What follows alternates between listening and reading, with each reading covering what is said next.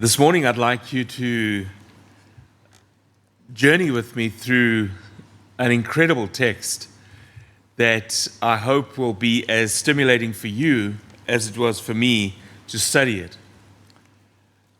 I think sometimes one needs to almost explain why you chose a specific text. When we looked at serving God the last few weeks, we spoke about God's grace and how He had uniquely fashioned each one of us to be able to make ourselves available to God and say, look, I'm there, use me. But the last couple of weeks has been pretty tough in the life of some of our loved ones. Many times when I sit with people talking about challenges in their lives, some folk will ask some of the most mundane questions, like where did Cain get his wife? Or where does the number 666 come from? Or some question like, did Adam have a navel? And those are questions that are probably relatively easy to answer. The questions that is being asked by Habakkuk is very profound questions, but I find that the most difficult to deal with. It is very tough to try to answer the questions that are the kind of questions that I'm going to try and help you think through in your own life, and hopefully it will relate. Firstly, why do evil people seem to prosper beyond what their good deeds would justify? Why? Why is it that I work so hard and I'm honest, and then some idiot who is dishonest and lazy gets promoted above me? Why is it that people who get into all sorts of bad stuff live to the age of 102, and someone who's a father who's godly dies at the age of 42? Why, God? And maybe the question is where a woman has asked and said, I pray, or man has asked, I pray to find a godly wife or a husband, or that my husband or my spouse turns to God over all of these years. I haven't found a godly spouse. I haven't also seen my husband or my wife turn to God. And maybe it's something more personal where you say, I've got these incessant headaches, aches and pains, and they just don't go away.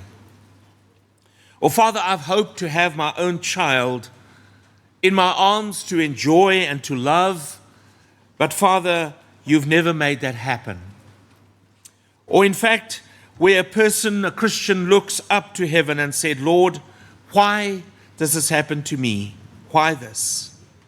Why, God, am I struggling the way that I am? Or we look at someone else and we say, Lord, why is this person born blind? Or why does a child get such terrible illnesses and eventually succumbs? Habakkuk is one of the 12 minor prophets.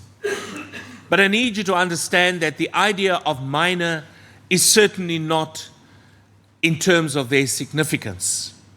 The only idea of minor is because there are short books, and that's the only reason for that. I want us to know the following, is I'm going to just try and help you see one or two things. But I'm also cognizant of time, and so what I'll do is this afternoon I will post a link to a clip that I want you to watch, which is a summary of the book of Habakkuk, which will take, it's about 6 minutes long, but I want you to listen to it and to watch it. Understand the overview of this historical book. And the reason for it is because the series that we're starting today has got 3 parts. But there's an overarching principle that I would love you to get. Because today, and my brother Scott is 100% right. He said, oh my goodness, you just threw me into a quagmire of questions, and I hope we'll read through it. But that's part of the mystery, isn't it? To go through it carefully, and then the next 2 weeks we'll explore that. Habakkuk's name is an unusual Hebrew name, which means one who wrestles with God, or one who embraces God. The first two chapters we find, and we'll deal with that, with the wrestling questions that Habakkuk has. And right at the end, we will have a look at just how powerful his embrace is of God. We do not know a lot about Habakkuk, but we don't find him mentioned in any of the other books of the Bible. We do know that he lived. We also know when he lived, around about 600 BC, when we also know that he was around when Babylonians had invaded Judah. But what we do know about the social, political, economic environment is that it was a very, very corrupt time in their time. Violence was in the land. There was a lot of ungodliness.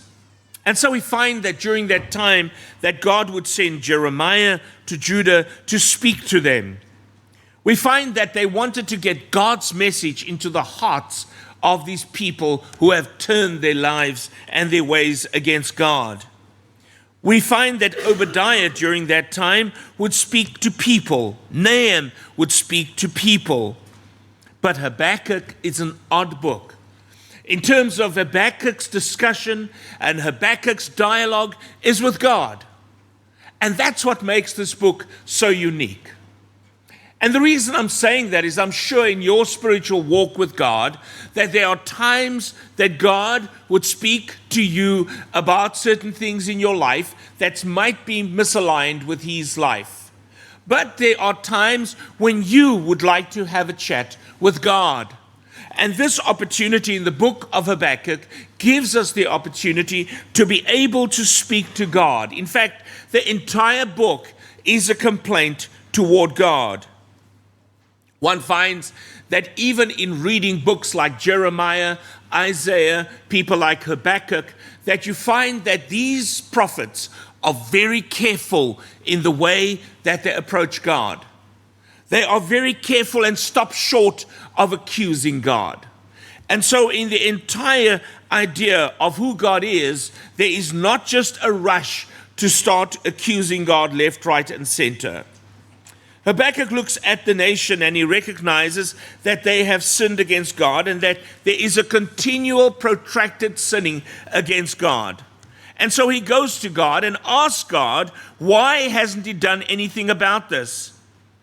This morning I read Habakkuk again and again. Late last night, again and again.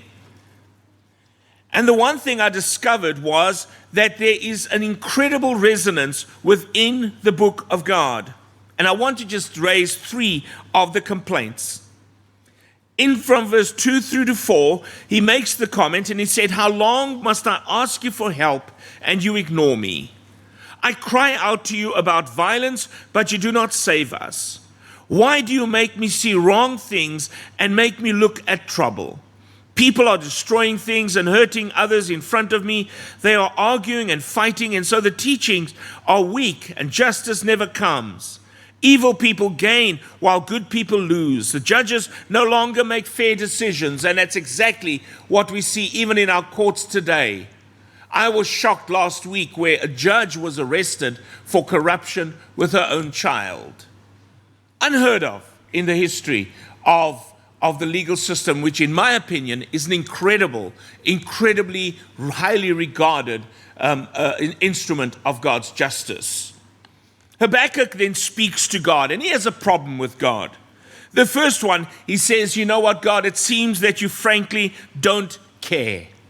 You're seeing this thing running headlong into a brick wall, but you don't do anything to change it. The second complaint he has, he says, why won't you fix it? You aren't doing anything even though you could. In other words, he's saying to God, it comes across that you've made a conscious effort not to intervene. Yet you as a superior God, an eternal being with all power, you do nothing. The third one, he said, God, why are you so unfair? What you're doing is not right. And I would imagine by inference, he's saying to God, Father, if I was in your shoes, I would do things slightly differently. I would definitely approach this matter very differently than you are doing it. And I think sometimes you and I do that with God in our prayers. You say, Father, I don't want to be prescriptive, but you know what? If I could maybe add some suggestion with regards to how I would love to see this thing come together, could I maybe just suggest the following? But part of the problem that I want us to deal with in this first lesson is our limited perspective. We really and truly are limited in the way that we look at life. You look at the limited perspective of a child. When a child would see that when mom and dad says no to something, that they're being horrible to the child. But the parents have an overarching picture of how this thing would play out. If I say yes here, that could affect the child's life there. If I'm permissive here, that could really hamstring the child ultimately in their walk with him. And so perspective is very important. From our perspective, what God does at times is confusing. If you read the Psalms through prayerfully and carefully, you will discover that 1/3 of the Psalms are composed of people crying to God. In other words, Lord, what is going on here? Why are these things happening, God? Why aren't you doing anything to help? And here we got Habakkuk also struggling with his faith and saying, Lord, how is it possible that you would see these people flagrantly going up against your will? And from my perspective, knowing that you're an almighty God, omniscient and all-powerful, you're doing nothing. And I think that is what often cripples and hamstrings the thoughts of humankind. If you and I have read the book, Why Does Good Things Happen to Bad People?, you would find that inside of this book, it lacks so much perspective because he only deals from Job's perspective. But if you look at Habakkuk's perspective, you start to see that there is a little bit more to just the idea of why does God treat me unfairly? You see, it just doesn't seem right to Habakkuk. And here Habakkuk will turn to God and says, I'm preaching and I'm teaching here. We've seen the litany of prophets coming to speak to the hearts of these people. They are bitter. They are hardened. They are obstinate. How long, Lord, will you allow this to carry on? Since COVID, every morning, 6 o'clock, I send out a devotional via WhatsApp. Every morning. Nothing is skipped except Sunday mornings, because that's a time we get together to worship God. And over time, I've developed wonderful relationships with people I've never met and probably won't meet in this lifetime. And that's not important. But a few years ago, I got a message from a lady. She's married, she's got children, and she wrote a note which I want to just read part of it to you. Today I feel lonely, even if I am not alone. Today I feel deprived and dissatisfied and frustrated. I just want to go to the corner and roll myself into a ball position and cry until I feel better. I want to scream for help, for someone to rescue me from these feelings of hopelessness and unworthiness. Just for today, I was hoping that God would show up and sit down gently with me and talk to me like friends, or like a father and daughter do. Just for today, I wish that we would come down to my level because I don't have the capacity to go up to his.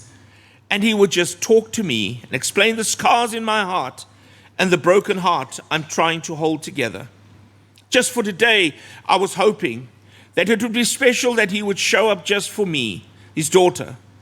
I love the Bible, but just for today, I want him to speak directly to me, because I feel like I'm on the verge of falling apart. Is this presumptuous? I'm tired of praying for the same things repeatedly again and again and not making any progress. Does that sound familiar to you? And I think sometimes we start to look at these passages and we start to understand that each one of us at some time or other have this monumental struggle going on. We look at the story of Jacob, where he struggled with God at the Jabbok River. We look at the kind of engagement with God that you and I have with God every day when we pray to God.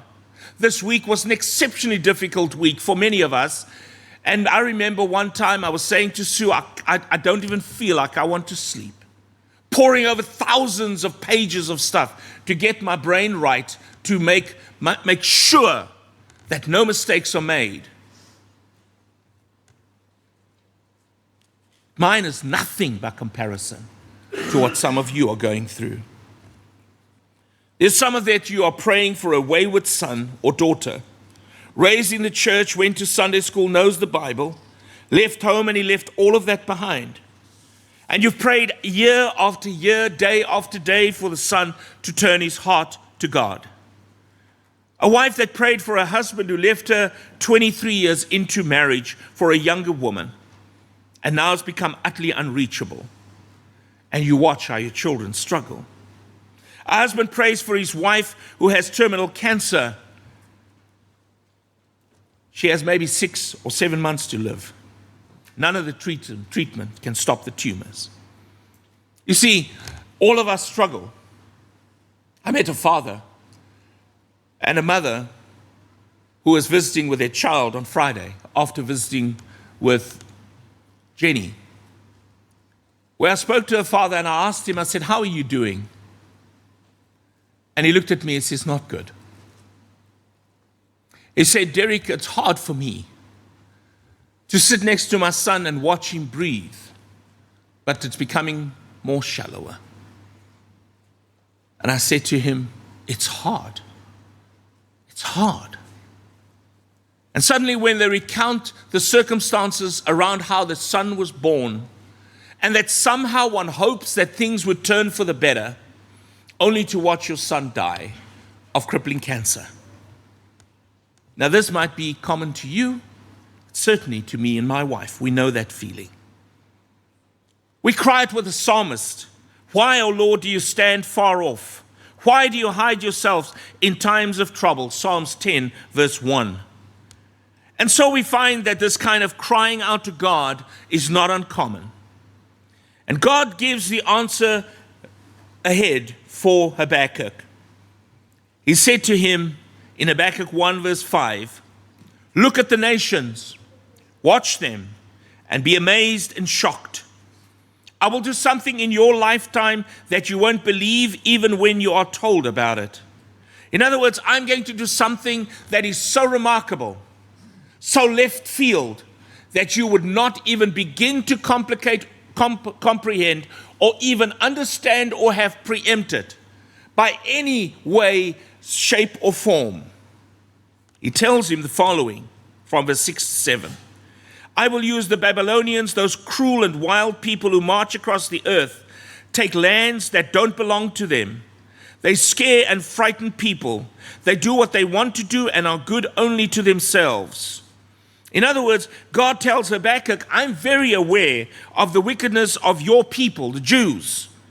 He says, I'm not going to play games with them. I will bring the Babylonian armies who will deal with them. And that was true, because right there in that dialogue between himself and God, Habakkuk says, you've got to be kidding me. Are you being serious? The Babylonians, brethren, are known to be people that were a people that never played games with you. You think you're tough until you come across these guys. They would cut off heads and they would put the heads at the entrance of the town so that you know that that's a fate waiting for you if you resist them. We think that when we look at that, I would imagine that imagery of who these people truly are, that God would bring up against his own people.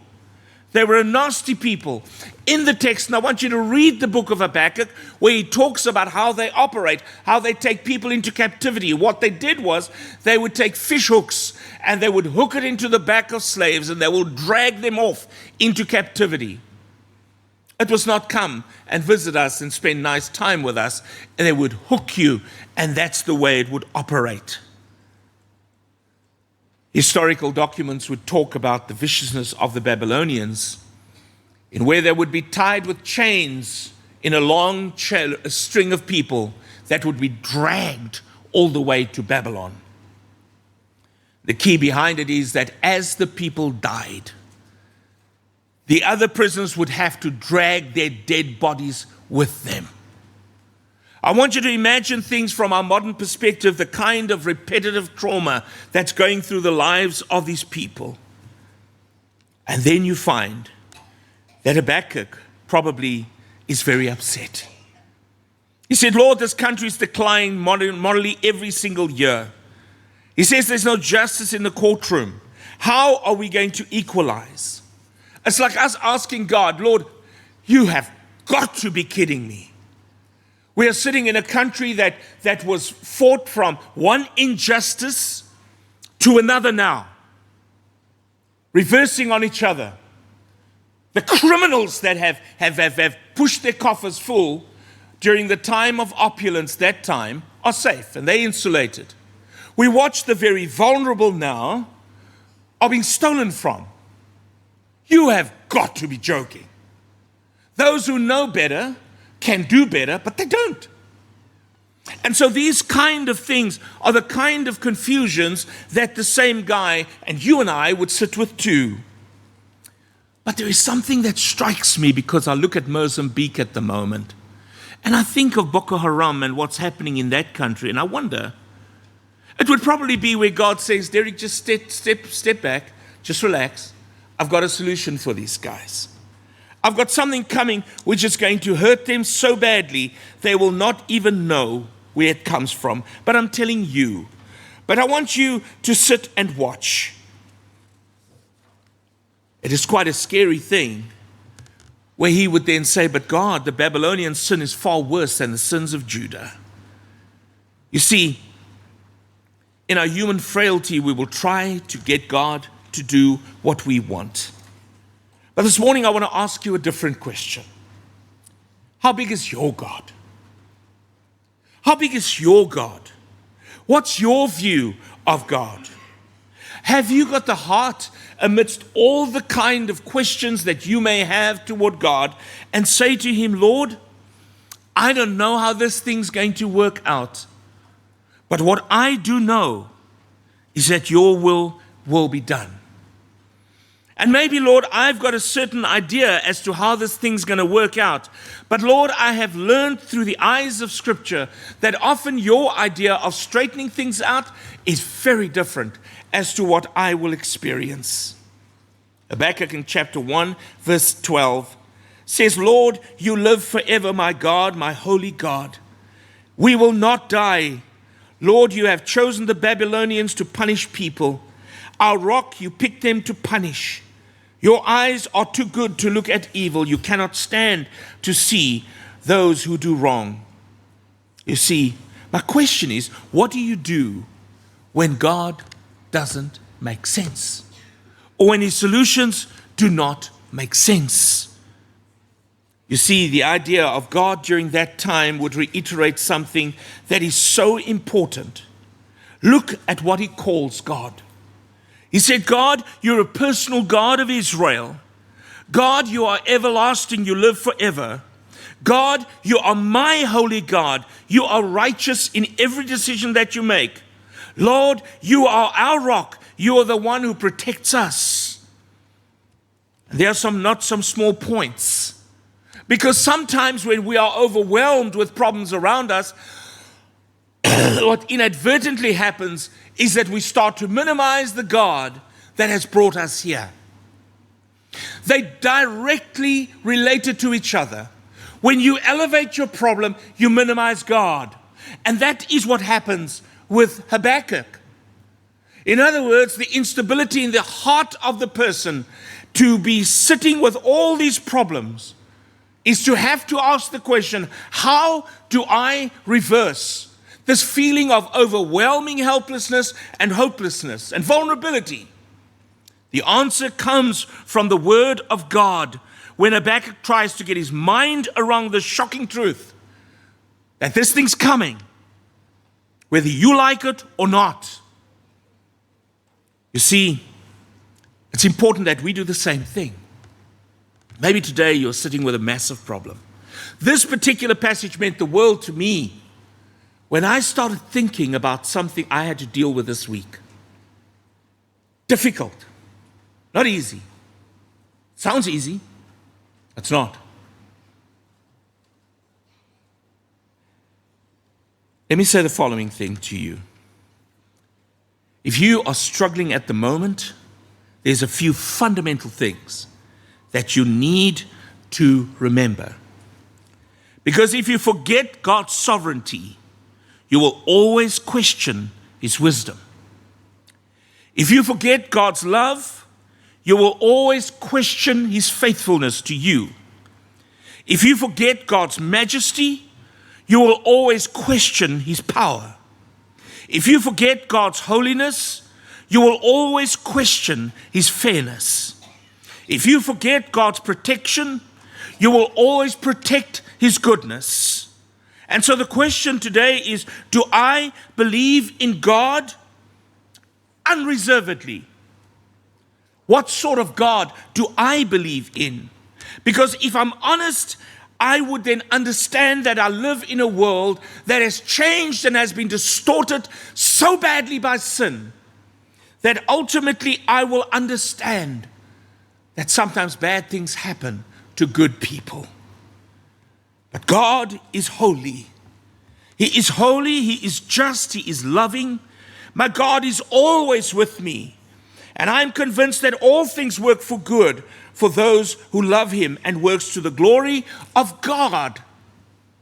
Because that's where my perspective must come from. Habakkuk says to God, you've got some explaining to do. And I'm going to sit right here. And I'm going to wait until you give me an explanation. And then in Habakkuk chapter 2 and verse 1, I will stand like a guard and watch and place myself at the tower. I'll wait to see what He will say to me. I will wait and learn how God will answer my complaint.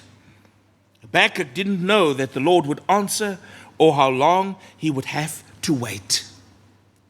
And that's maybe key for you and I this morning. You might have to calm and slow your roll and wait. Because in trusting God, know this, there are some things that only He knows how these things play out. There is something a friend of mine was talking about a few months ago, and it always bothered me. It's about this concept of time. It's not that God has all the time in the world, but you will discover something which I discovered this week. When God pitches up, it's always on His time, not yours. But you will discover something that is so remarkably true, that it was the right time. And it was His time. And that you and I can shout out and say, God, you are good. You are good. Next week we'll get into chapter 2 and see what answer Habakkuk got. You see, we struggle with unanswered prayers. Come on, you and I have been there. Some of us are still there. You see, Habakkuk struggled with unanswered prayers, with life and things that have caused him to doubt, which all of us have had. But I want to encourage you today that there's something about Habakkuk that is remarkable. That Habakkuk had the good sense to go to God for those eternal answers. He didn't go to the world. He didn't go to that person who does have limited insight. But he went to the one who sees the whole from the parts. And He helps us to get the right perspective. The important thing is that this week I encourage you to, whatever you do, stay with God. Stay with God amidst the storm. Let the storm rage, but you keep your eyes on Him and Him alone. Let's stand and sing our song of encouragement.